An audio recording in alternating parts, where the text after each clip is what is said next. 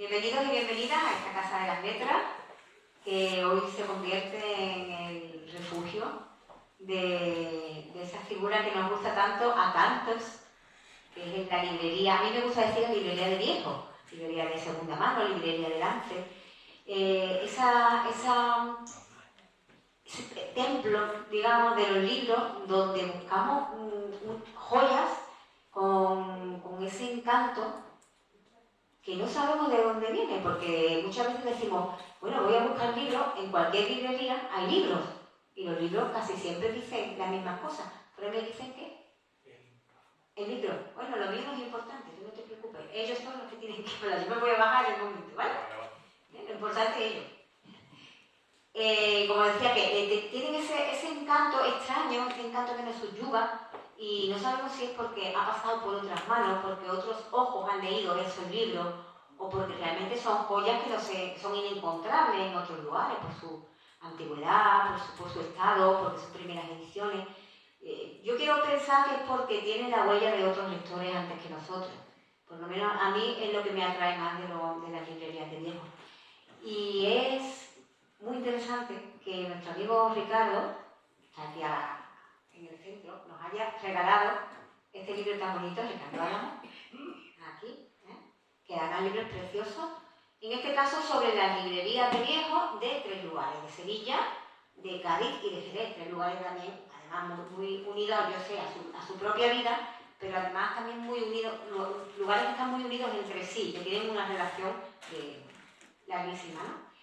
A su derecha tenemos un amigo de la Fundación, Evaristo Montaño, que lleva la Luna Vieja, y a su izquierda otro amigo de la Fundación, Chencho, todos le decimos Chencho Zoca, su apellido, su librería se le ha comido el apellido, que lleva pues la librería Zoca. Son las dos librerías de Jerez sobre las que Ricardo ha vertido su atención. Ya veréis de qué manera tan curiosa. El libro es una preciosidad, el libro nos habla a todos nosotros, los locos de los libros de viejo, de una manera que nos va a hacer un poquito en el corazón. Así que estoy muy contenta de tenerlos aquí, creo que es un acto diferente, que es un acto original, siempre estamos presentando novelas, poemarios, ensayos, pero esto es algo diferente, es algo que apela a otra parte del lector y a otra parte del bibliófilo también. Así que le voy a dar paso, yo me voy a quitar de momento de aquí, para que tengan más espacio. Le voy a dar paso primero a Ricardo, que va a ponernos un pequeño vídeo, y después él va a ser el jefe de ceremonia, el maestro de ceremonia. Si necesitas ayuda, yo voy a estar ahí abajo, ¿vale? Pero que, en principio, creo que es muy fácil que manejes el ordenador tú, ¿vale? Si necesitas ayuda, no. No sé si ahora, cuando se enciende la luz, ¿eh? Ahora está Una encendido, lucecita. Bueno, Pepa, pues muchas gracias por la presentación, muchas gracias también al público que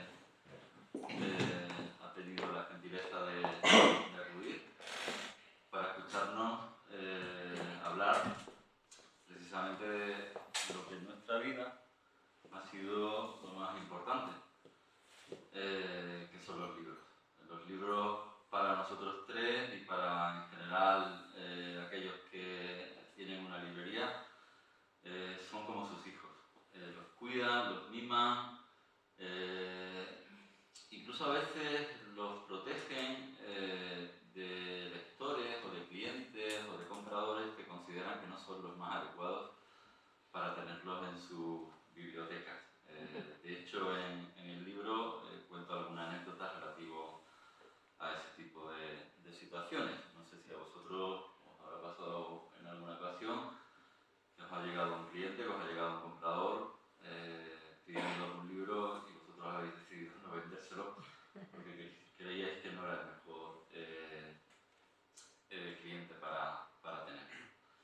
Como ha dicho antes Pepa, yo iba a poner un pequeño vídeo que dura exactamente 1 minuto y 11 segundos, porque en ese vídeo se recogen todos los libreros que aparecen en el libro. Luego contaré un poco por qué le he puesto ese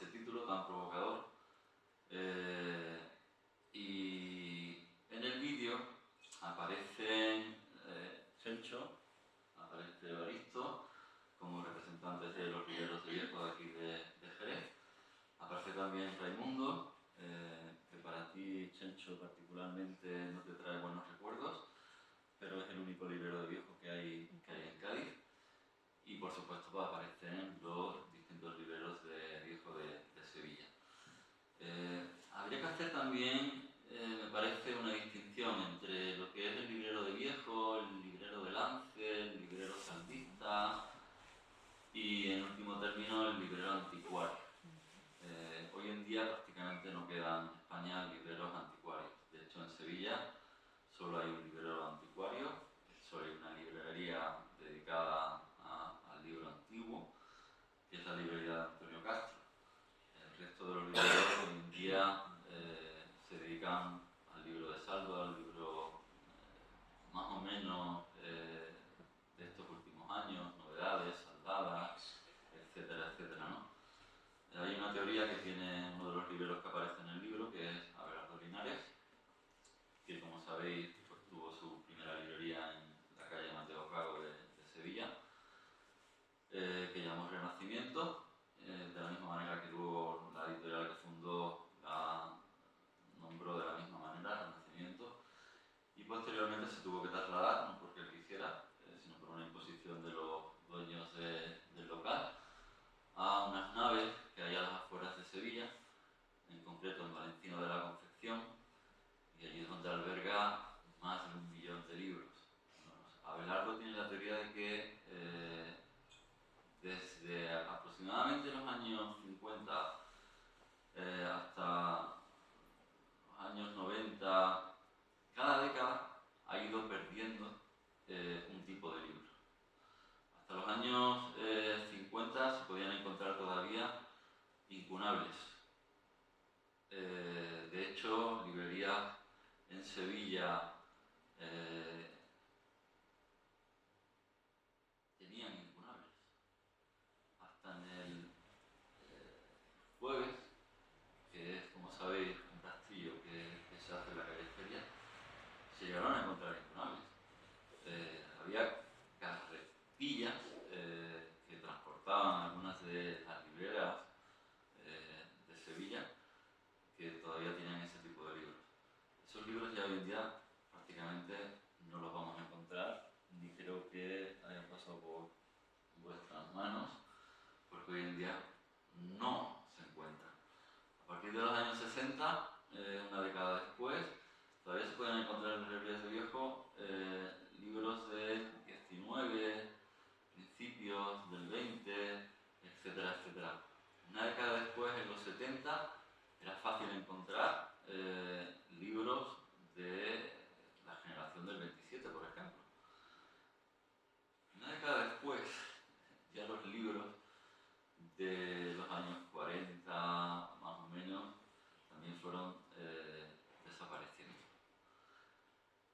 Hoy en día, ¿qué nos encontramos entonces en las librerías de viejo? Pues como decía antes, básicamente libros que se saldan, libros que las editoriales pues quieren guillotinar, pero no a los libros que hasta hace relativamente unas pocas décadas era fácil de encontrar en este tipo de establecimientos.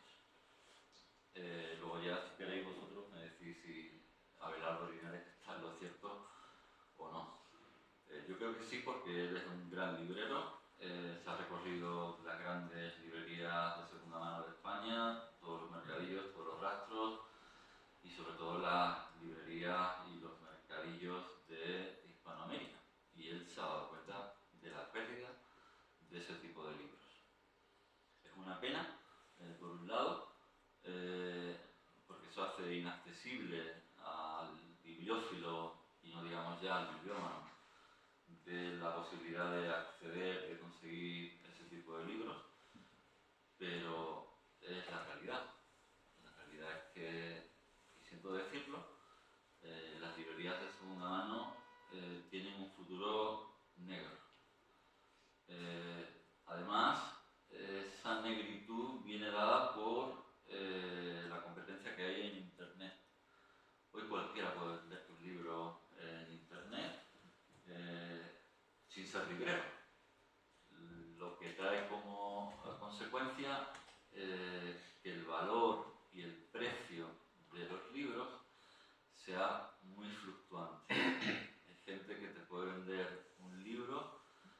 saber realmente el valor y el precio que tiene, porque no tiene conocimientos para ello. El librero de viejo es un librero que debe saber qué es lo que tiene en sus manos, el valor que el libro tiene. Y desgraciadamente Internet no propicia ese tipo de profesionalidad. Pero no me enrollo más, voy a poner el vídeo, que no sé dónde se proyectará. El triangulito, ¿está detrás de ti? Y si hay que apagar las Ahí, luces, no, no. ¿o no? No, no, ¿está detrás de ti? Hay que dar play. Sí. ¿Se ve bien, verdad? Sí. Sí.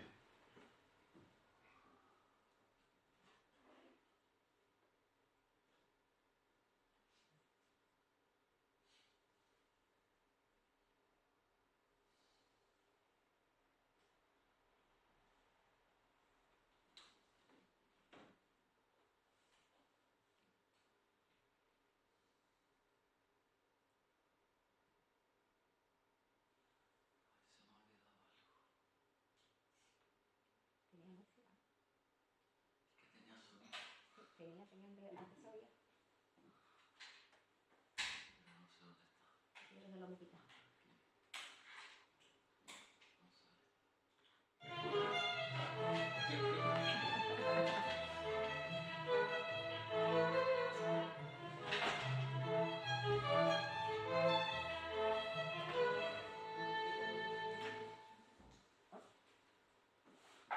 Bueno, Ponlo otra vez si quieres. otra vez. Ponlo otra vez con la música, si no tiene gracia. ¿Te lo pongo otra vez? Sí. Sí. Dale otra vez al triángulo. Ay. A ver si sale ahora con la música. Sí, sí. Este es Sibelius. Es que está la quita.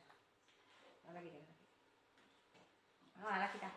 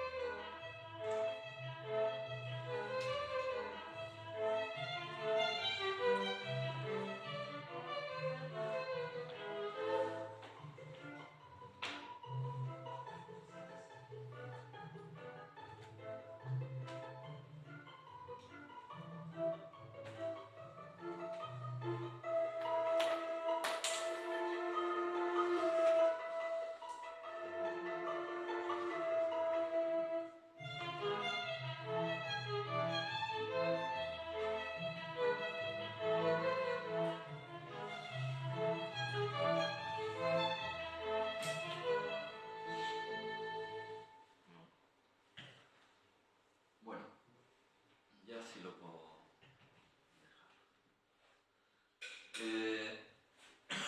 Como habéis podido ver, estos son los libreros que yo he recogido en el libro.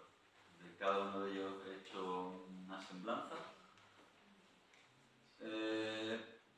Las semblanzas, en general, no responden a la realidad, sobre todo cuando uno lo que quiere es hacer literatura. Recuerdo que hace poco un amigo me recordaba lo que decía en un aforismo José Bergamín. Decía que si él fuera objeto, sería objetivo. Pero como es sujeto, o era sujeto, era subjetivo. Yo, evidentemente, no soy Perdón, objeto. ¿puedes tapar el ordenador que no te vemos las Ah. canciones? Yo creo que lo vamos a poner. Sí, que se va a cortar. Es que nos gusta ver a quién habla. Es que se Yo corta. no lo sabía. Es que se corta Yo la sí. imagen. Ya la va a poner, pero bueno. Yo sí os veo a vosotros perfectamente. No, que decía eso, que Bergamín aludía que como él no era objeto, no podía ser objetivo, era sujeto, tenía que ser subjetivo, pues todos somos sujetos, todos somos subjetivos. Y las semblanzas que he hecho, que he escrito de cada uno de estos libreros, son totalmente subjetivas, es decir, no responden a una realidad factual, a una realidad que se ajuste a la personalidad, a la librería de cada uno de ellos, sino que en ellas he volcado pues, mis impresiones. Pueden estar más o menos cercanas a lo que cada uno de los libreros de viejos son. Pero cada uno de ellos me ha despertado una serie de imágenes, una serie de sensaciones cuestiones. A unos los he tratado más, a otros los he tratado menos, dependiendo del tipo de libro que encontrarán en sus librerías. Y estas imágenes, que están realizadas por los dos fotógrafos sevillanos, Juan Antonio Rodríguez Tous y Fabricio Olmedo, me hicieron también pensar en una frase que es un tanto tópica, que es aquella que dice que una imagen vale más que 1000 palabras. Yo creo que quien dijo esa frase era estúpido, por un lado, y además incompleto por otro. Porque podríamos añadir, para completar la frase, que entonces una palabra valdría por 1000 imágenes. Y efectivamente, en esas imágenes nos vienen a la cabeza para hacernos una idea de lo que las imágenes nos dicen, multitud de palabras. Efectivamente, las imágenes las transformamos en palabras, de la misma manera que las palabras las transformamos en imágenes. Por eso digo que la frase quedaría como un tanto incompleta. Palabras e imágenes se complementan, no se enfrentan. Las palabras nos ayudan a imaginarnos la realidad. Sin palabras no nos representaríamos el mundo. Pero lo mismo ocurre con las imágenes, ¿no? Las imágenes las volcamos, las interpretamos, las llevamos a un discurso hablado, es decir, las llevamos al lenguaje. No hay imagen que no nos despierte algún tipo de representación lingüística. De la misma manera que no hay ninguna palabra, ninguna frase, ningún párrafo, sea poético, sea narrativo, sea ensayístico, etcétera, etcétera, que no nos lleve también a crearnos una imagen. Por eso digo que estas imágenes dicen algo de los libreros porque dan una representación de la personalidad de cada uno de ellos, pero no lo dicen todo. Yo he intentado añadir más de lo que esas imágenes nos muestran. Sé que es difícil, porque entrar en la interioridad de una persona desde un punto de vista subjetivo, desde un punto de vista literario, es complicado, pero a lo largo de la historia de la literatura creo que la semblanza, la crónica periodística centrada en un personaje, etcétera, etcétera, ha sido un género muy practicado. Hace poco me parece que Leila Guerreiro acaba de publicar ya ampliada una edición de semblanzas de personajes, algunos conocidos, otros menos conocidos, de Argentina, ¿no? O sea que el tema de la semblanza en la literatura ha sido algo muy frecuentado, ¿no? Luego también quería hacer alusión a, como dije antes, por qué he titulado tan provocativamente el libro llamando libreros malditos, malditos libreros. Espero que hayáis entendido la ironía con que está puesto, aunque eso no deja de traslucir que hay cierto malditismo en ser librero. Explico por qué. Tradicionalmente, malditos han sido los poetas. Y además, ese malditismo se ha expuesto de una manera positiva. O sea, ha habido poetas que han querido ser malditos. Y no poetas de hace relativamente muchos siglos o mucho tiempo, sino poetas actuales, que todavía están vivos. Porque el malditismo, de alguna manera, vende. Te pone en un lugar distinto al resto de los poetas, ¿no? Es como una sección aparte dentro de la poesía.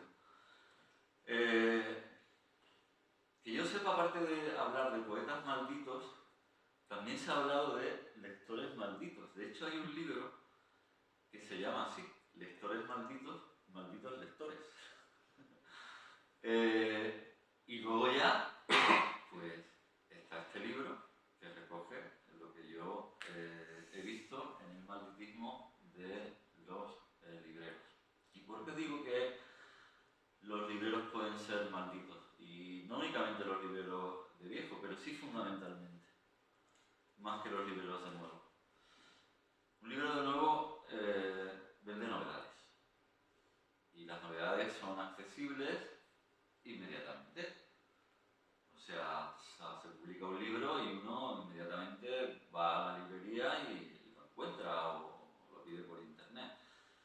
Mientras que un librero de viejo, si no trabaja con las novedades y trabaja con libros de hace ya algunas décadas, incluso algunos siglos,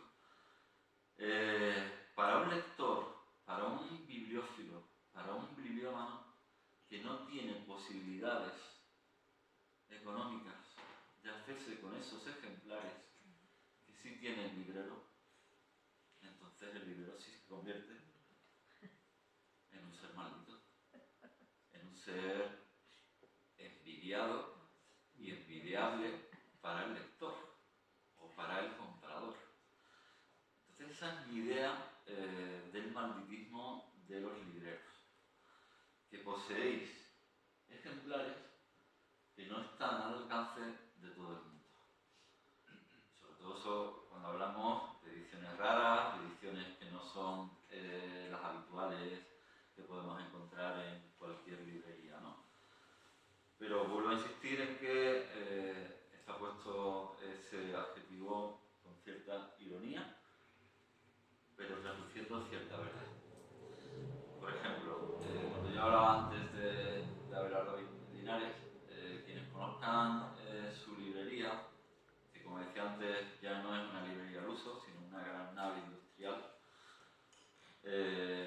dentro de un polígono también industrial, donde atesoran más de 1 millón de libros, muchas primeras ediciones de los poetas de la generación del 27, muchas primeras ediciones de los narradores, de los escritores, de los ensayistas del primer tercio del siglo pasado. Claro, ¿cómo no vas a sentirte pues poca cosa ante la magnitud de esa inmensa y tan valiosa biblioteca a la que no cualquier lector tiene alcance? De ahí el malditismo, como ya decía antes. Dicho esto, me gustaría también hablar de lo que eran las librerías de viejo a principios del siglo pasado y de lo que son las librerías de viejo hoy en día, aunque ya apunté antes un poco cómo son hoy en día estas librerías de viejo, ¿no?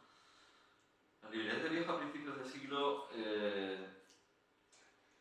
eran auténticos antros. De ello hablan sobre todo en sus libros Pío Baroja, que era un gran frecuentador de las librerías de viejo en Madrid, pero no solo en Madrid, también en París.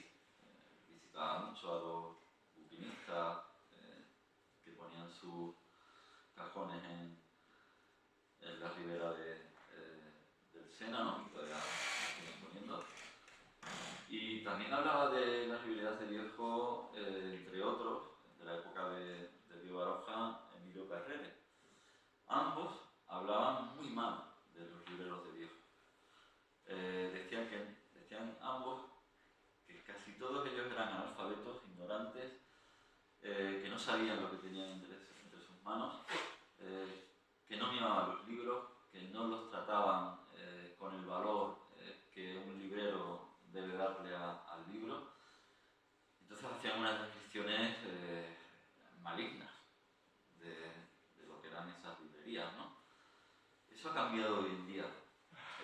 La relación que yo he consignado en el libro, me he dado cuenta de que la mayoría de los libreros de viejo tienen muy buenos conocimientos de lo que tienen en sus manos, de que casi todos ellos tienen carreras universitarias, de que casi todos ellos son buenos lectores y fundamentalmente que tratan el libro no como un producto, sino como una obra artística, que es lo que debe ser un libro.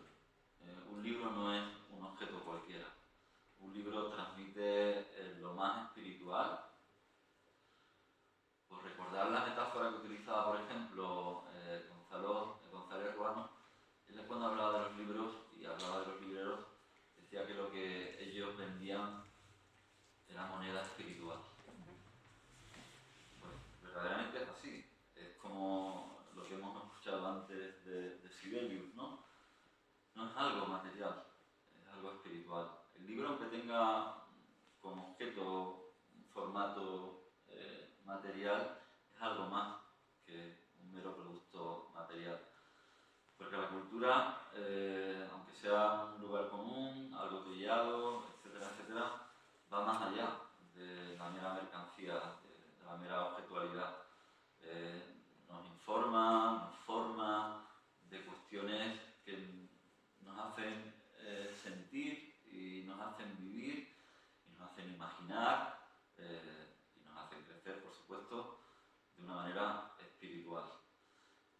Desgraciadamente, y esto también me lo ha dicho alguno de los libreros, los grandes editores hoy en día, hablo por ejemplo de los editores de Alfaguara, de Planeta, de Destino, de Random House, etcétera, etcétera, cuando hacen sus reuniones anuales para ver pues, por dónde va el mercado, qué tipo de libros son los que más pueden vender, etcétera, etcétera, desgraciadamente no hablan de los libros como moneda espiritual, como yo decía antes.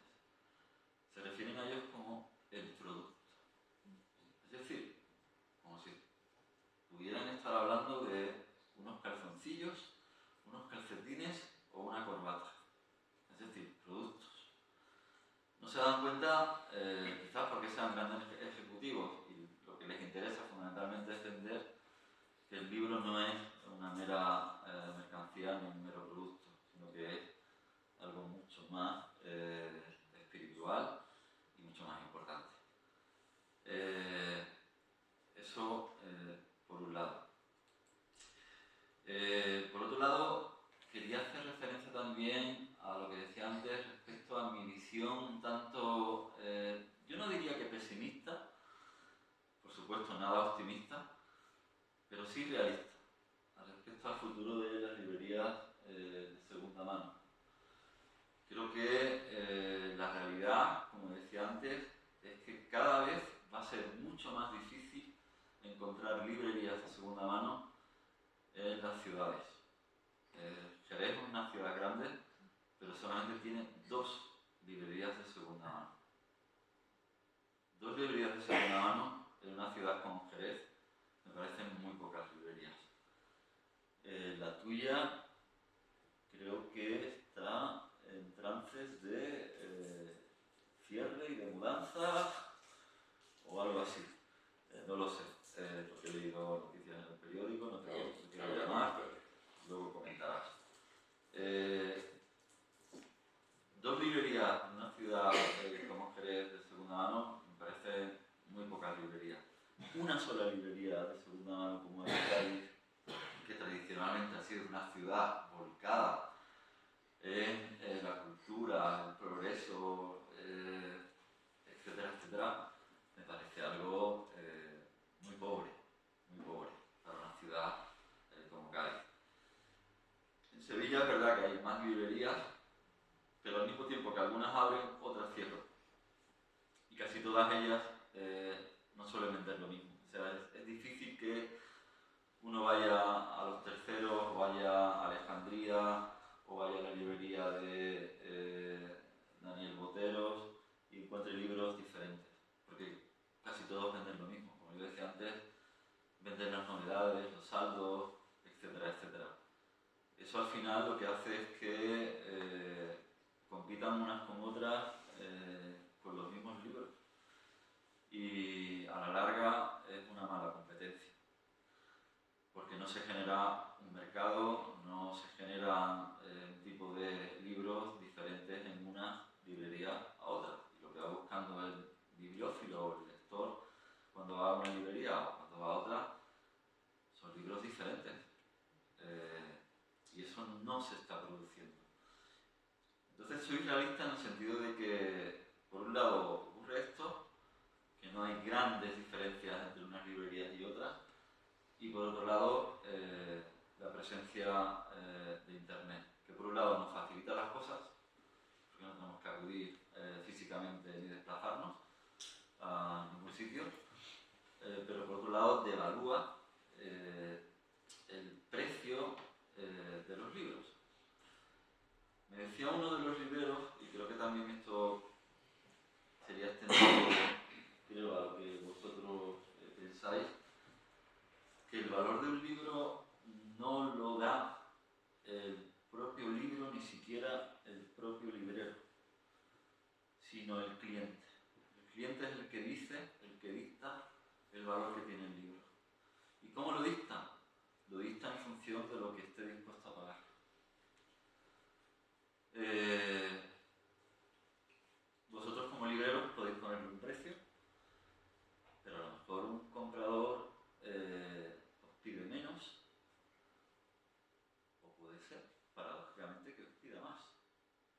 considera que el valor de ese libro es mayor del que el librero le ha puesto. Entonces, eso en Internet, desgraciadamente, pues lo que ha hecho ha sido abrir un abanico que no tiene ni pies ni cabeza para ponerle precio a los libros. Yo encuentro incluso libros míos al precio al que salieron cuando se publicaron y luego a lo mejor 100 veces más caros de lo que realmente costaban cuando yo los publiqué. ¿Eso qué quiere decir? Pues quiere decir lo que he dicho antes, que el libro tiene precio no por el propio valor del libro, sino por aquello que el cliente o el lector quiera pagar. Y termino con una diferencia entre lo que es la bibliofilia y la bibliomanía. Yo en el libro hago muchas referencias a los coleccionistas de libros. Hoy en día, desgraciadamente, cuando vemos los casoplones, las grandes mansiones de los famosos, de los ricos, sean futbolistas, sean tenistas, sean banqueros, etcétera, etcétera, prácticamente no vemos librerías, prácticamente no vemos bibliotecas. No. Vemos sus grandes piscinas, sus grandes gimnasios, sus grandes vajillas, quizás a lo mejor algún cuadro moderno, pero no vemos bibliotecas. Eso hasta el final del siglo XIX no ocurría en las casas ricas. Las casas palacios, los casoplones, como yo decía antes, todos tenían su biblioteca. Todos.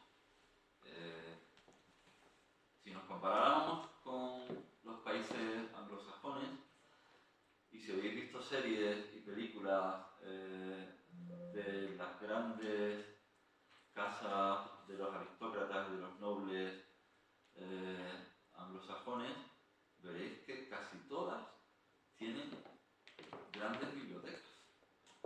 En España... Hasta la Disney como La Bella y la Bestia. ¿Cómo? Hasta las películas Disney como La Bella y la Bestia. Hasta ahí. Pero en España eso no ha sido, desgraciadamente, tan habitual ni tan frecuente como en estos países, ¿no? En Inglaterra, en Escocia, fundamentalmente. Entonces, yo hablo mucho de los bibliófilos, de los grandes coleccionistas, que nos han ofrecido muchísimas anécdotas, muchísimas historias curiosas, raras, a veces hasta luctuosas, porque ha habido asesinatos de por medio, por aquello de poseer un libro que otro tenía y a lo mejor no había más que un ejemplar o había dos ejemplares. De hecho, Flaubert llegó a escribir una novelita pequeña hablando de un caso basado en el asesinato de un bibliófilo a manos de un librero, que ocurrió en Barcelona en el siglo XIX. Pero el bibliófilo no es lo mismo que el bibliómano. El bibliófilo es aquel que colecciona libros para leerlos. Sean muchos o sean pocos, sean antiguos o no sean antiguos. Mientras que el bibliómano acapara los libros, los atesora, no por el placer, ni mucho menos por la intención de la lectura, sino por el placer de la exposición y de la posesión. El bibliómano es un obseso del libro como posesión, como una tenencia, pero no le preocupa leerlo. Puede acaparar miles y miles de ejemplares, a lo mejor metidos en cajas, que nunca va a abrir. Mientras que el bibliófilo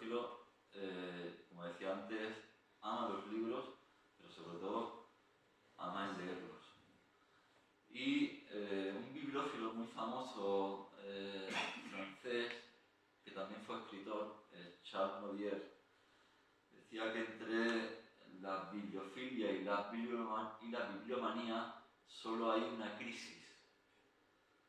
No sé cómo entendéis vosotros ahí la palabra crisis.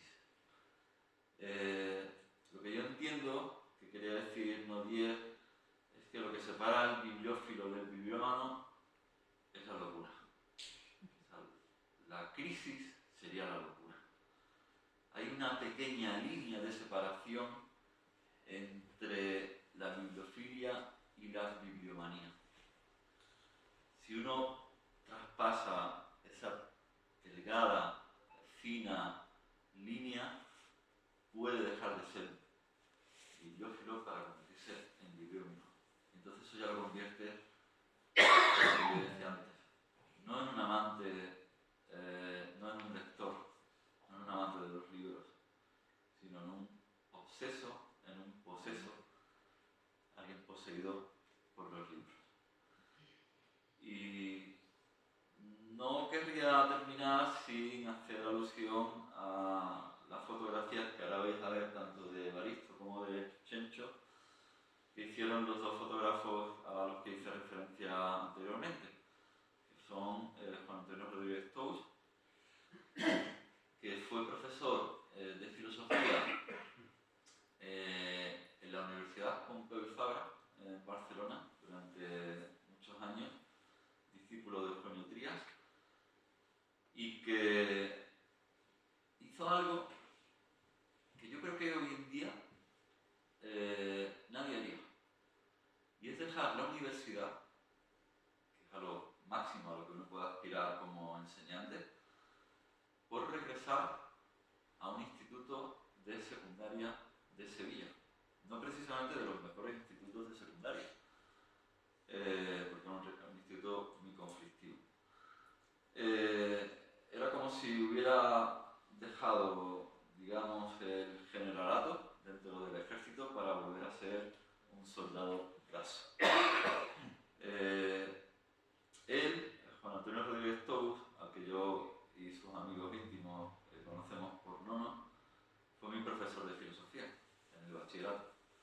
Yo nunca hubiera pensado que estudiaría filosofía si no llega a ser porque él, en 5 meses que me dio clases, me abrió un mundo. Ese mundo me lo abrió estando en COU, y él llegó a mi instituto en Ayamonte en enero, porque los 3 primeros meses él estaba haciendo las prácticas de las milicias universitarias en el ejército. Entonces no se incorporó, no empezó a dar clases por primera vez hasta que nos dio clase a nosotros en el Instituto de Ayamonte. A mí me abrió un mundo en ese momento que yo desconocía, porque para mí la filosofía en ese momento no era nada atractiva, no tenía ninguna vocación por ella, pero él hizo, no solamente que yo, sino también algunos alumnos de mi curso, que eran de ciencias, porque yo era de letras, decidieran estudiar filosofía. Él, aparte de ser filósofo, ha escrito varios libros. De hecho, dentro de poco saldrá un libro, Un Renacimiento, donde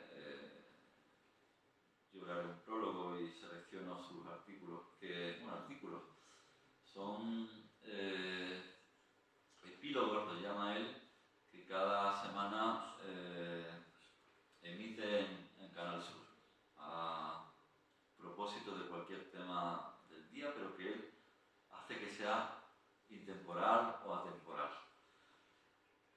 Entonces reconozco el mérito que tiene, no solamente como filósofo, sino también como fotógrafo. Yo creo que has hecho unas fotografías magníficas. En blanco y negro, como tienen que ser las fotografías,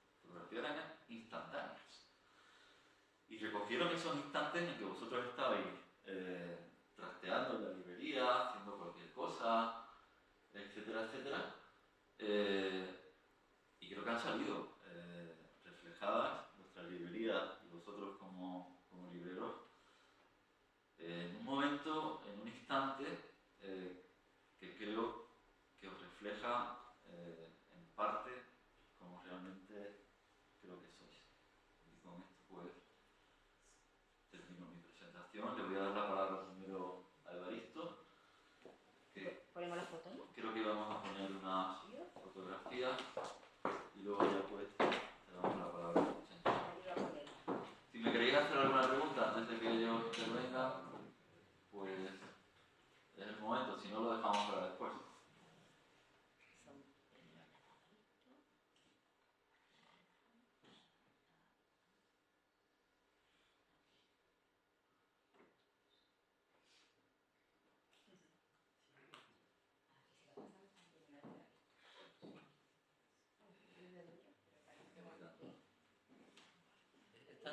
Esta no tiene música.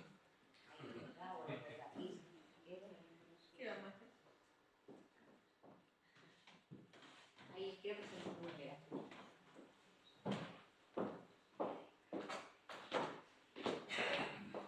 Bueno, deciros que la librería de Evaristo es de las más grandes de todas las que salen en el libro. Tú no tienes allí una librería, tú tienes allí un palacio. Sí, ¿no? Es, como decía también Nodier, tú tienes el palacio de la Bibliopola. Esto es una bibliopolis.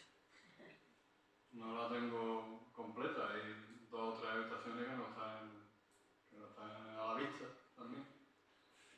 Pero sí, es grande, es grande. Eso es curioso. Hay un montón de fotos de bicicletas en todas las librerías. No sé qué fijación tenemos los libreros de Diego con las bicicletas. Ay, perdón. Porque hay 5 librerías que hay una bicicleta grande o chica dentro de la librería. No sé qué fijación. No, la fijación la tienes tú, que eres el que ha hecho esa bicicleta, ¿no? Pero es que hay fotos de bicicletas en casi todas las librerías, hay muchas. Fíjate en el libro. ¿En cuál? No recuerdo la Bueno, 4. Hay 4 bicicletas. De fotos de bicicletas, ¿por dónde En 4? la de Checho desde En luego no. no cabe, yo creo que no cabe una bicicleta. En la de Raimundo tampoco. Pero hay unas fotos. En la de los terceros de Ignacio tampoco. En la de Boteros tampoco. En la de Alejandría tampoco. La de Abelardo no. En la de No, Antonio sí. Castro, sí. Antonio Castro. Pero la de Antonio Castro estaba en un cuartucho que tenía allí. Bueno, No, a la la mía también está en un cuartucho. no, la tuya está en una sala principal, porque No, veis pero lo grande que no. es esa sala, Normalmente está en un cuartucho. pero no lo considero un cuartucho. Pero que está con libro también la de Antonio Castro. Pero no sé, serían en todo caso 2 o 3 librerías nada más. Es que es Pero mucho. no hay ninguna fijación. No hay ninguna. Es mucho. La fijación de los fotógrafos era básicamente por fotografiar los libros. ¿No? Hay una conexión extraña, ¿no? Bueno, pues, nos puedes hablar tú de esa conexión. No lo sé. Yo, como soy muy de la sincronicidad, es una de las sincronicidades. Bueno, tu bicicleta, a diferencia de la de Antonio Castro, que nos has enseñado tú, Pepa, es una bicicleta completamente Es que me da por fuera de lo convencional, no hay bicicletas así. me da por fabricar bicicletas. Más parece... Casi Una de mis rarezas. Es literaria. Dicen que en Cataluña había una librería que tuvo que cerrar, y entonces había muchísimos libros. Empezaron a quitar libros y debajo de los libros apareció una moto. Puede ser. Mientras no aparezcan muertos. Y también puede ser. Pero Debería, ¿no? no me gusta, o sea, sí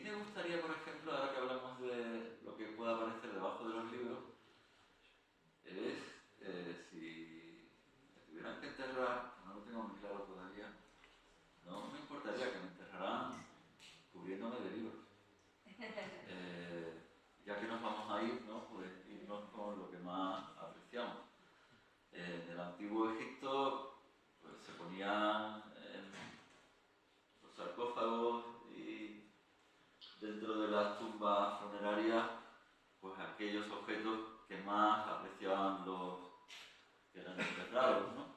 En algunos casos, pues, había papiros, ¿no? No era lo más frecuente. Lo que se solía poner eran joyas. Imagínate yo con el piano y todo eso. A mí no me importaría que me cubrieran de libros, Si que yo hubiera elegido previamente, porque si me ponen una mala novela, me harían insufrible más allá. Preferiría seleccionar los libros, ¿no? Como decía Quevedo, pocos pero doctos libros, ¿no? Pues que me cubran de libros, pero pocos. De todas maneras, Ricardo, también invitarte, una vez muerto, si quieres venirte a la librería de los fantasmas. Bueno, ya he estado allí, tú tienes muchas anécdotas que contar de tu librería. Yo antes te he dado la palabra a ti, pero te está quitando, Sí, ya lo no, sabes. yo también digo una cosa, que realmente las librerías de viejos son librerías de libros de muertos, muchas. Muchos de estos libros han pertenecido a gente que ya no existe. Entonces siempre tenemos cierta relación, aunque sea tétrica, pero tenemos cierta relación con la muerte, los libreros de viejos. Porque se muere alguien y de buena primera empiezan a aparecer cajas de libros Pero en la eso, librería de viejos.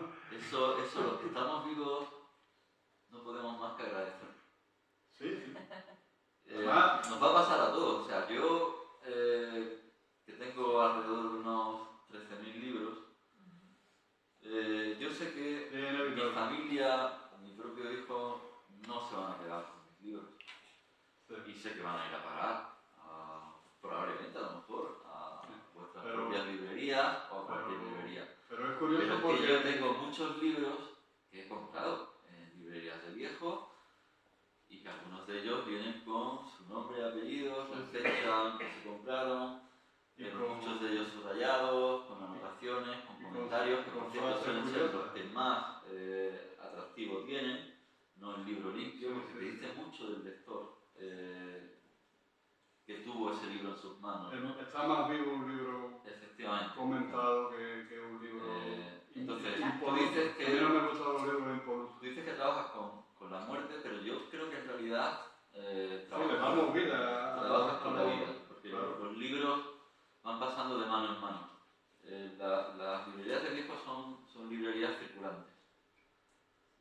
Van entrando libros y van saliendo libros, y vuelven a entrar libros y vuelven a salir libros. O sea, es como un círculo que nunca termina. En las librerías de nuevo no ocurre eso. Las librerías de nuevo, novedad que entra y novedad que sale, rara vez vuelve. Sí, a mí me ha pasado de vender un libro que fue mío y en un lote venirme de nuevo el mismo libro que era mío y que yo había vendido. Hay círculos que se completan curiosamente. Bueno, pues yo te decía antes que si nos quieres hablar de las bicicletas o quieres hablar de los libros, te doy las dos opciones.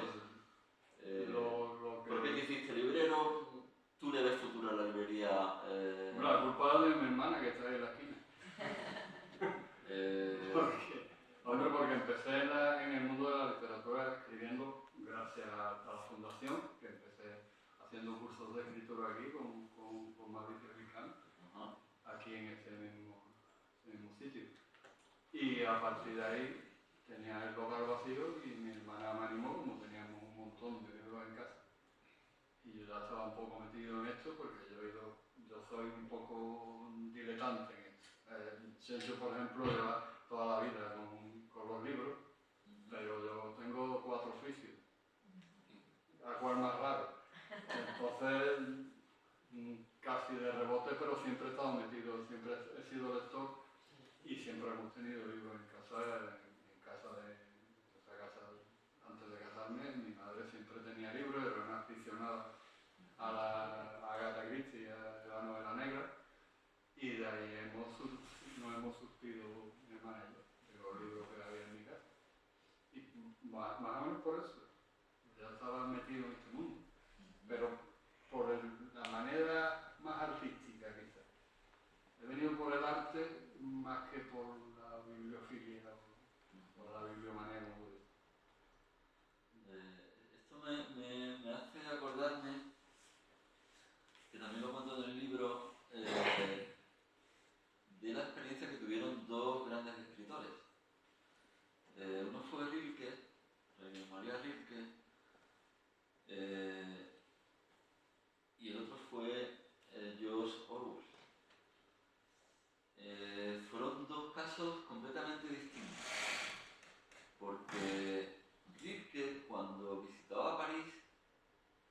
paseaba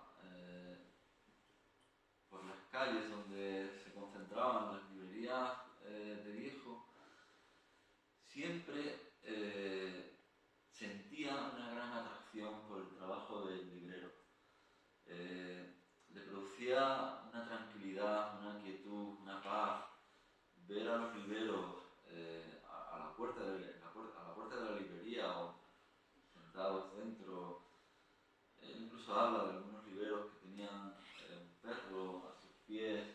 Entonces, esa sensación de paz, de quietud, de espiritualidad que transmitían esas librerías parisinas, a él le hacían pensar que si pudiera elegir una profesión, querría ser la de librero de viejo.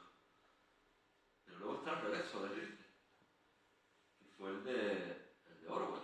Orwell estuvo trabajando cuando era joven en una librería en Londres, una librería de segunda mano. Estuvo aproximadamente un año, una cosa así, y acabó harto. Acabó odiando sobre todo no a los libros, sino a los compradores de libros, a los clientes. Normal. ¿Por qué? Porque vosotros habréis vivido, me imagino, situaciones rarísimas, curiosísimas, de clientes que no parece que estén muy bien de la cabeza. Yo creo que me contabas algunos casos de algún caso de algún cliente que siempre iba buscando, no sé si semanal, mensual o anualmente, el mismo libro. Sí. Tengo un cliente que solo busca ediciones de la Isla del Tesoro. ¿De qué? De la Isla del Tesoro. Ah, bueno, si le gusta al hombre. Viene y lo primero que me pregunta, ¿te has entrado en una Isla del Tesoro? Y le digo, sí. Que normalmente ya las tiene todas. Lleva años ¿Qué más te da? Si le ayuda y es feliz.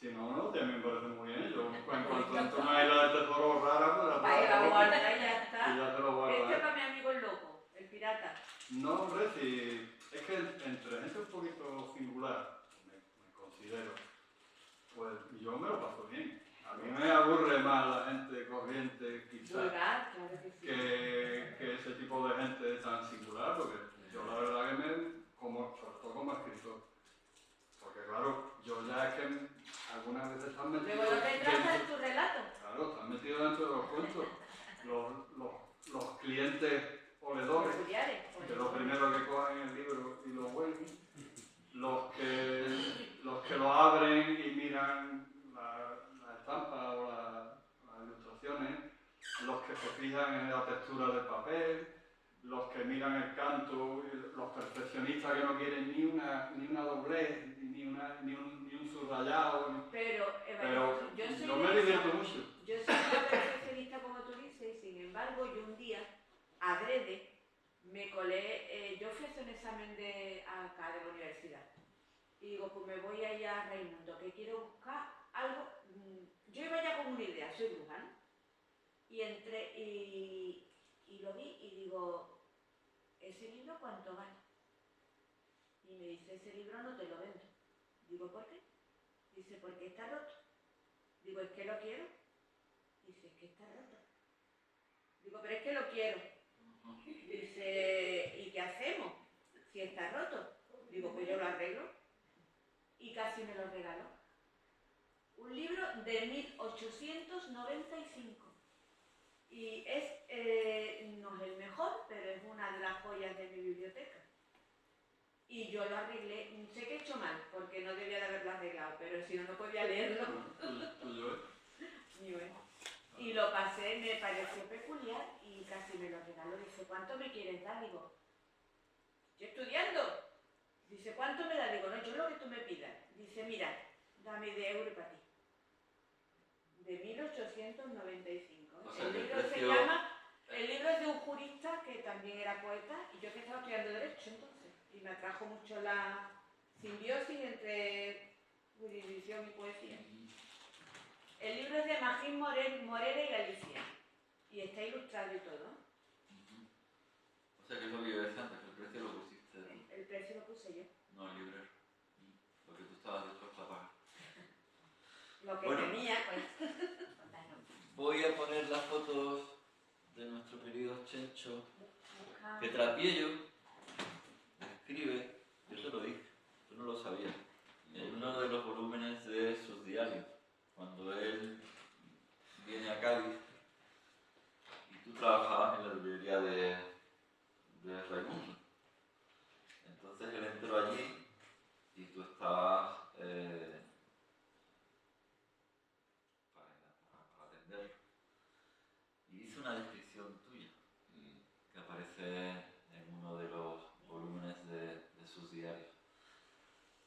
Te describe, yo creo que en pocas palabras, como yo creo que poca gente habría hecho esa descripción. Para empezar dice que eres como un pope griego, ruso, por la barba que tienes, por la envergadura, etcétera, etcétera. Y efectivamente tienes una planta ciertamente sacerdotal. Y luego me llama mucho la atención en esa descripción que hacía de ti, de la forma que tú tenías de dirigirte a los clientes Al público. y en concreto a ellos. No sé si nos puedes recordar esa fórmula. Eso ha ido cambiando. Ha ido cambiando con el tiempo. Sí. Claro. Estamos hablando de hace ya más de Tenemos 32 años de profesión como librero y lo que es al principio a todo el mundo, hasta los niños, le llamaban usted. Luego eso ha ido cambiando. Ahora todo el mundo le llama usted. ¿Por qué? Porque me di cuenta de que el usted separaba.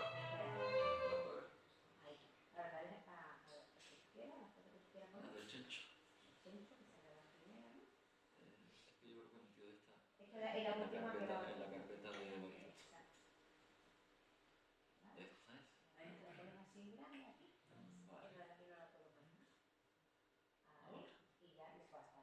Vale, puedes seguir hablando, Chencho. Y claro, últimamente lo que hago es hablar de tú con todo el mundo. Y porque acerca. Me di cuenta de que acercaba. Este soy yo. Así. No lo parece.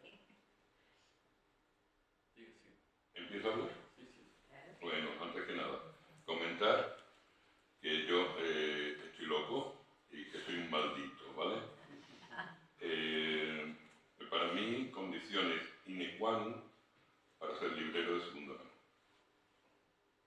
De tal manera, estoy maldito y estoy loco, que para pasado mañana abrimos una segunda librería de segunda mano. ¿Dónde la vamos a abrir? La vamos a abrir en... Estoy haciendo publicidad, yo he venido aquí a hablar de mi libro, digo de mi librería, y vamos a abrirla en lo que es la calle Limones, la Cuesta, que está justamente enfrente de la urgencia del ambulatorio del Arroyo. Es una tienda, parecía pequeña, pero allí cabe lo más grande. Está quedando muy coqueta y esta tienda la va a llevar mi mujer, que se va a convertir en, bueno, ya lleva a la pobre cargando lo que es librería de segunda mano, pero esta vez va a convertirse en la protagonista de una de ellas. El oficio es muy complicado, es duro, muy duro. Pero yo se lo digo muchas veces a mi mujer, lo comento siempre. Yo lo único que sé en esta vida es hacer garabatos, tanto dibujo, pinto, escribo, pero lo que hago son garabatos. Y luego he leído mucho, me gustan mucho los libros. De hecho, lo que he dicho antes, Evaristo, de la persona que coleccionaba la Isla del Tesoro, yo antes de ser librero coleccionaba rayuelas. Estoy loco. Y yo iba en busca y captura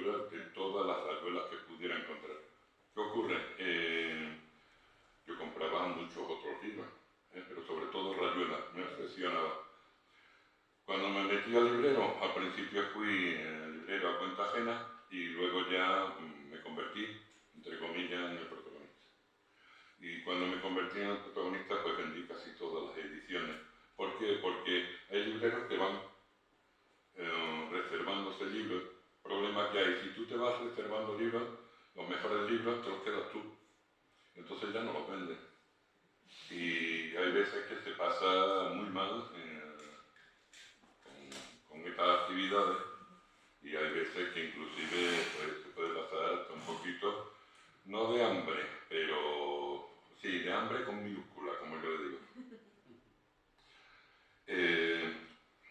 A ver, que ha comentado antes Ricardo, yo digo que los libros no son libros. Lo quiero dejar muy claro, que los libros son envases de neuronas. La gente todavía no se ha dado cuenta. Son envases de neuronas. La lectura en papel es una de las pocas actividades, siempre lo digo, que interrelaciona neuronas y crea neuronas nuevas. La gente todavía no lo sabe. ¿Qué ocurre? Antes, hace 30 años, la gente leía para tener una cultura, para cultivarse, en un momento dado para llegar a unas alturas. Hoy por hoy yo lo que digo es que hay que leer cualquier cosa. Lo importante es leer. Se puede leer novela rosa, se puede leer novela negra, se puede leer cómic, se puede leer lo que sea. Lo importante es leer en papel. ¿Por qué? Porque la actividad digital, por ejemplo, no crea neuronas, no me preguntes por qué, pero no lo crea.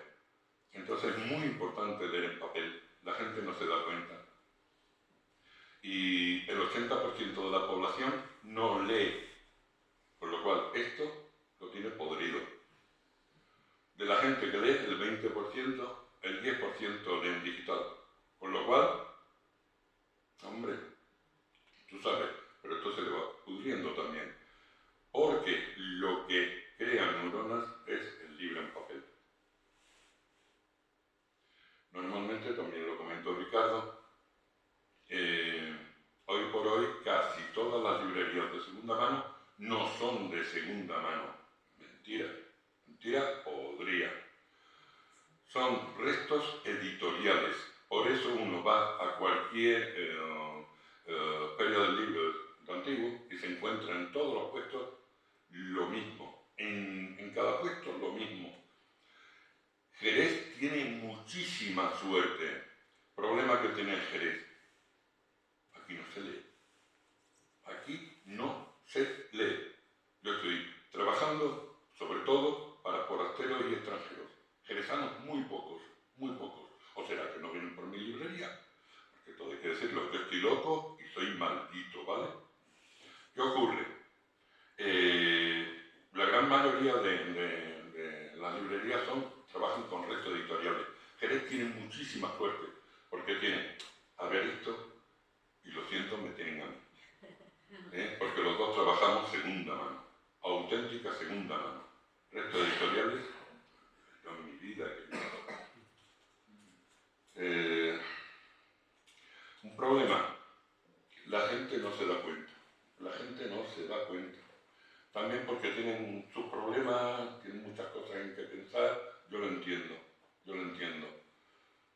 Yo he llegado a ciertas conclusiones, ¿por qué? Porque no tengo otra cosa en que pensar. Es aburrido. Me pongo a pensar tonterías, ¿no?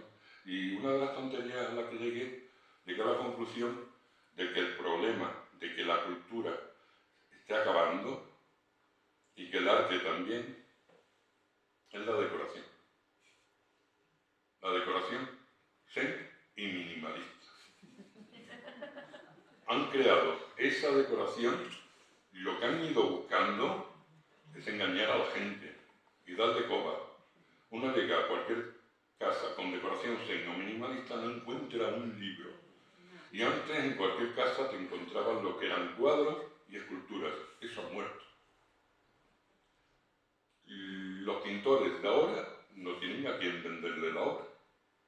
Yo no tengo a quién venderle la obra. Llevo 2 años, llevo toda la vida pintando. Yo empecé como pintor y llevamos 2 años sin coger un pincel. Estoy trabajando para... A veces hago alguna ilustración para una revista digital importante, pero no las cobro, no me las pagan. Pero vamos, a mí me viene muy bien porque por lo menos se acuerdan de mí y la firma todavía va saliendo por ahí. Pero hace 2 años que no cojo pincel. ¿Para qué? ¿Para qué? ¿Para qué? Tanto sufrimiento, porque a mí pintar me cuesta sangre. Pues no tiene sentido, no tiene sentido. Estamos los dos iguales. Sí, ¿no? El último cuadro regalé, el cuadro de 1,5 metros por 1. No se vende absolutamente nada. Otra cosa también, que me parece maldito también, ¿eh? Hay muchas cosas malditas.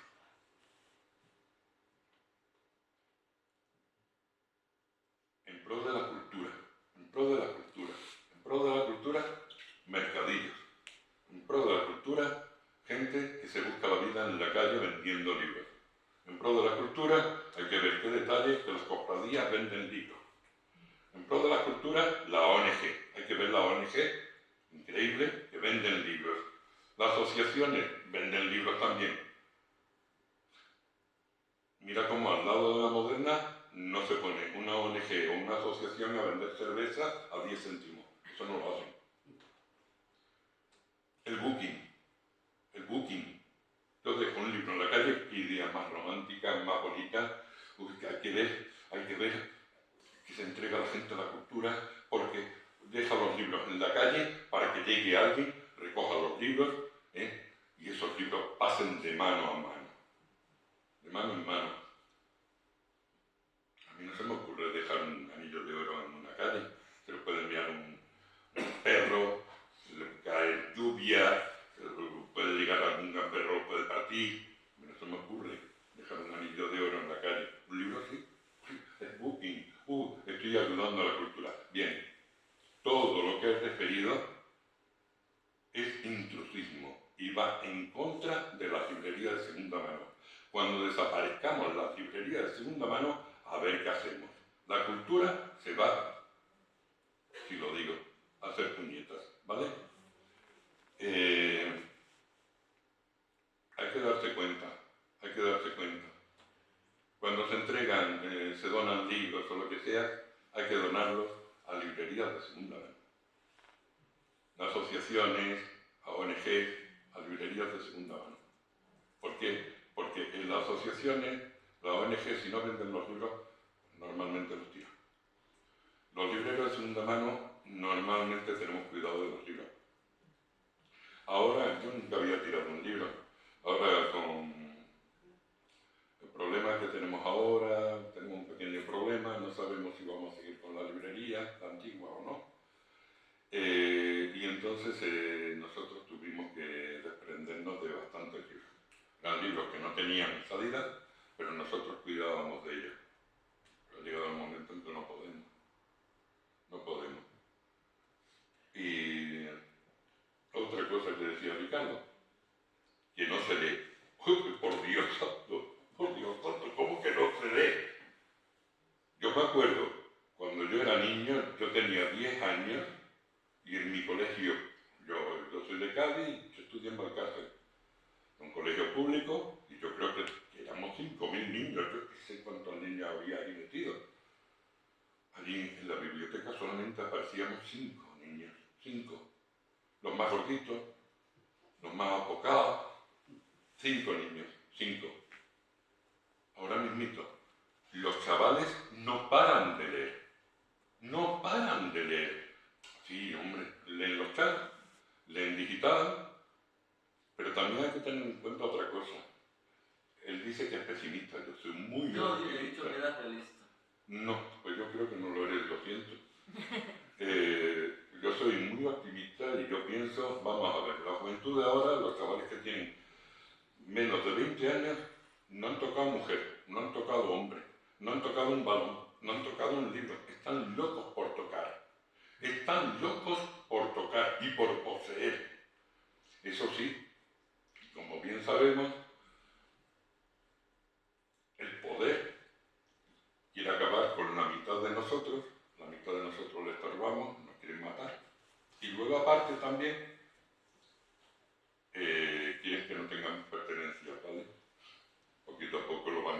leyendo. Pero los chavales yo veo que cada vez tienen más interés, tienen curiosidad, tienen ánimo de buscar algo, les falta algo, les falta.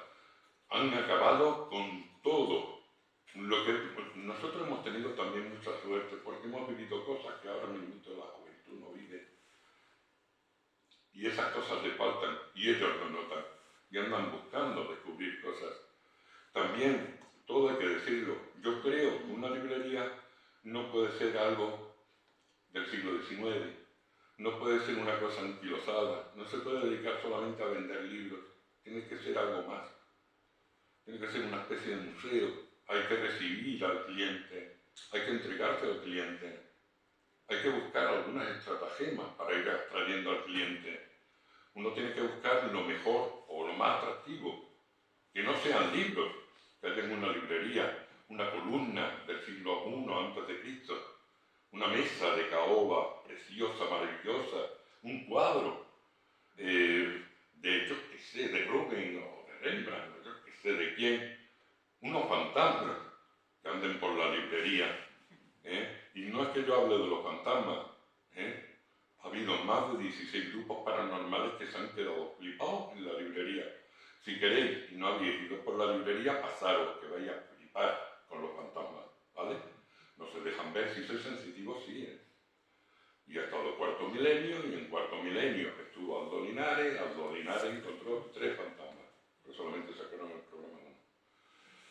¿Qué pasa? Eso es un atractivo. La gente lo ve y viene mucha gente a ver a los fantasmas. Gente que no leen, pero cuando encuentran esa burrada de libros, se vuelven locos. Y hay más de uno que se lleva un librito. Curiosamente, en la Plaza Vargas hubo un tiempo en que hubo allí la botellona. Se llenaba la plaza, no se podía atravesar. Ahora mismo dicen que es contaminación acústica. Vamos, me parece increíble que digan eso el ayuntamiento, que en la Plaza de la Asunción hacen unos actos que se escuchan en Sevilla. Me parece increíble, increíble. ¿Qué ocurre? En la Plaza Vargas, a mí en la librería me han entrado gente borracha que se creían que era un bar. Y han dicho, bueno, ¿dónde estoy? Esta es una librería. Y yo he estado mirando la librería y al final se han llevado un libro. Y yo he dicho, me cago en la leche. ¿Ha vomitado en el escaparate? Y me han vomitado en el escaparate también. La persona que se llevó un libro estaba borracho. Y al día siguiente me volvió y me dice, oye, perdona, que me llevó un libro ayer, pero estaba borracho y se me perdió el libro. No me podía buscar el mismo título y que lo buscamos y se lo llevó otra vez. Ha pasado de todo, ¿verdad, Vale? Otra cosa. Abelardo Linares no tiene 1 millón de libros, tiene 8 millones de libros por lo menos de su cuenta. ¿Es mentira? No tiene 8 millones. Pues a mí me lo ha dicho mucha gente, que tiene 8 millones de libros. No tiene tanta nave para tanto libro. Bueno, dicen que tiene 8 naves. No, Son exageraciones, ¿no? Otra mentira. Vale. Eso lo contarán los fantasmas. Leyenda urbana. Ya hay 2 clases de libreros. Están los libreros que son comerciantes del libro y están los libreros que están por vocación. Los dos son válidos, los dos son muy válidos, ¿vale? El comerciante lo que anda buscando es las perlas, no entiende de literatura, alguno que otro aparece en tu libro. Pero lo que quieren es dinero, pero gracias a que quieren ese dinero, pues tienen unas librerías que se mantienen desde hace muchísimos años. Y que sobre todo esas librerías hay muchas que están cayendo a cuenta de internet, de lo digital. Lo digital es una cosa distinta. Yo creo que no hace la competencia lo digital. Lo que hace la competencia son algunas librerías de segunda mano que están tirando precios tremendo. Yo digo una cosa, vamos a ver. Si un café hoy por hoy vale 2 euros, y el café haces así, te lo bebes de golpe, ¿cuántos hay que pedir por un libro? ¿Cuánto es lo mínimo que hay que pedir por un libro? ¿1 euro? Yo me río, por Dios. ¿2 euros? Hombre, hay ciertos libros que sí, que uno los pone a 1 euro porque son invendibles y a ver si salen. Eso sí. Y se va apoyando un poco al negocio. Pero me parece increíble, todavía hay gente, vamos, a mí me apareció un inglés hace 3 días pidiéndome libros del siglo XIX y del XVIII, y tenemos, no muchos, pero hay, eso sí que han desaparecido. Y tú, para vender un libro de esas características, pues tienes que pedir dinero. O sea, tienes que pedir, porque es que no aparecen. Bueno, el señor quería el libro por 5 euros. Me parece increíble, un libro de 1805, y yo me reí en su cara. Lo siento, no me pude callar. Me parecería tremendo, vamos. Perdone, seguro que eso no lo hace en Inglaterra. En Inglaterra también hay un Seguro que problema. no lo hace. Hay una tradición muy grande en Inglaterra, El mismo señor en Inglaterra no lo hace. pero los libros en Inglaterra yo creo que están más baratos que aquí, porque los impuestos son menores. Entonces, los libros en Inglaterra son más baratos. Pero esa actitud seguro que en Inglaterra no se le ocurría. Pues seguramente. También todo hay que decirlo, que España está muy mal vista, vamos. Somos uno de los países PIG en Europa. Uy, perdón. Que hay que tomarse un vinito, que tenemos un vino ahí. Y lo que decía Evaristo, lo que es los precios, cuando uno marca los precios, hay veces que vuelven los libros. Y entonces a mí me da mucha pena que vuelvan los libros. ¿Por qué? Porque normalmente significa que un cliente se me ha muerto. Que un cliente se me ha muerto, y lo mismo el cliente hace tiempo que no lo veo. Pero eso significa que un cliente ha muerto. Y hay veces que yo tengo una memoria bastante fotográfica para el libro. Y yo sé, hay veces que me acuerdo del título de las conversaciones, hay veces que no me acuerdo del nombre del cliente ni de la cara del cliente, pero sí y me acuerdo a lo mejor de ciertos libros que vienen marcados, y me acuerdo de las conversaciones inclusive. Bueno, yo tengo, por ejemplo, clientes que me compran los libros y me los devuelven cuando los Bueno, leen. a mí poco. Porque no quieren acumular, Sí, tienen muchos libros en Sí, su sí, hay casa. gente que va así. Y a mí me vienen de una pareja que son extranjeros, precisamente, son alemanes, y me vienen con los 5 o 6 libros que me han comprado y me dicen, no, Claro, tengo quédate otros con 5. ellos. No son bibliómanos, ni siquiera Claro. bibliófilos, pero son No, lectores. o no tienen sitio en son su buenos casa, tienen lectores. apartamentos pequeños, y lo que quieren es disfrutar de los libros, pero no acumularlos, que yo creo que nos pasa a todos, porque al final terminamos, para no saturar la casa de libros, te quedas con los libros que verdaderamente te llaman la atención y te han dejado algún pozo, ¿no? Y los demás libros, pues, si no quieres empezar a acumular libros a miles, ¿no? O no tienes casa para poder acumular los libros a miles, al final... Es que el problema que tienen las viviendas en España es la falta de espacio. O sea, la mayoría de las casas hoy en día son pues las que ofrecen IKEA para amueblar 10 metros cuadrados. ¿Dónde vas a meter ahí? Es un problema. Y Es luego un problema añadido a... lo que dice Chencho del minimalismo, que la gente no quiere biblioteca. Se quiere limpiar el polvo. Sí, no quiere. Ese es otro, creo que es otro problema que hasta ahora a los libros de vida nos favorece, porque nos vienen libros que son de gente viva también, porque el estilo de ahora es no tener libros en las estanterías. Hasta cierto punto nos favorece, pero claro. Otra cosa que te iba a decir, de los libros del 18 y del 19, yo por ejemplo tengo, pero nadie los quiere. Nadie pregunta por ellos, ni barato ni caro. Eso Vamos. también es cierto. Yo tengo, Eso es no cierto. te digo que tenga muchos, pero tengo bastantes libros Eso es de esa cierto. época. Eso es cierto, nadie. El más mínimo interés. O sea, ¿qué precio los tienes? Pues lo tengo de 50 euros, 25 euros, hasta a lo mejor 300 euros. Claro. Pero es que no preguntan ni por el precio. No preguntan. Pues ven, oye, qué bonito. No sé si se creerán que son carísimos, pero a mí no me pregunta nadie por eso. Bueno, otra cosa también que he caído, Ricardo.